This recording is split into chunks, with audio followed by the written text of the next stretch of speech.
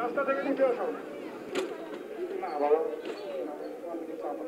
শিক্ষকরা একটা আমাদের শিক্ষার্থীদের পিছনে সাহেবপুর স্কুল অ্যান্ড কলেজের প্রধান অধ্যক্ষ।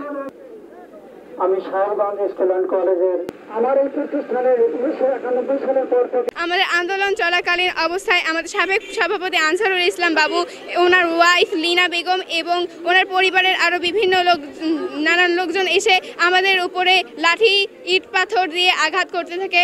আমাকে গালিগালাজ করা হয় এবং আমাকে থাপ্পড় মারা হয়। হাতটা পর্যন্ত একদিন ব্যথা ছিল। উনি আমাকে ধাক্কা দিছে। ওনার তো কোনো রাইট নেই, আমাকে উনি কেন ধাক্কা দিবে? হ্যাঁ, আমি ওই যে ওনার বিশ্বাস চাই, আমি তো ওনার নাম জানি না। ওনার এখানে রাইট নেই আমাদের স্টুডেন্টকে মারা। আমরা বিচার চাই যে না, ওনাদের বাবু হোক, ওনার স্ত্রী, আমাদের বিচার চাই। আমাদের কেন মারবে? এবং আমাদের শাহজাহান যে অধ্যক্ষ ছিলেন এবং তার সহকারী শিক্ষক বানু, ওনারা বিচার চাই। উনি এভাবে আসিয়ে আমাদের হাত তুলতে পারে না, এবং আমাদের বড় ভাইয়া হোক যাকে তাদেরকেও হাত তুলতে পারে না। আনসারুল ইসলাম বাবু এবং তেনার ফ্যামিলি সহ আমাদের গায়ে নারী চাষ করেছেন। আমরা সেই সময়ে আমার ছোট ভাইয়ের গায়ে হাত তোলা হয়। তো এক পর্যায়ে শিক্ষার্থীরা ওনাকে গ্রহণ না করার জন্য স্লোগান দিচ্ছিল।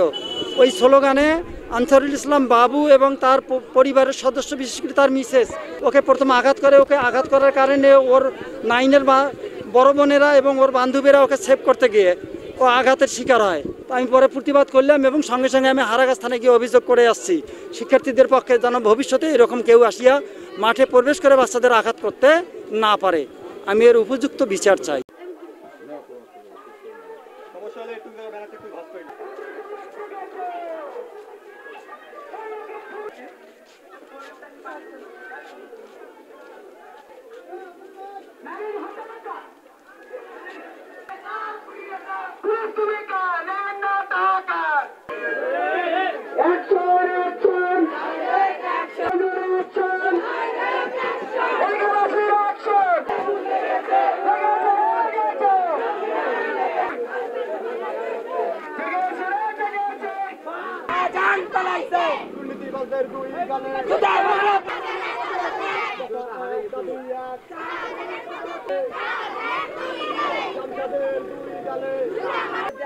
পালাইছে শেখ হাসিনা।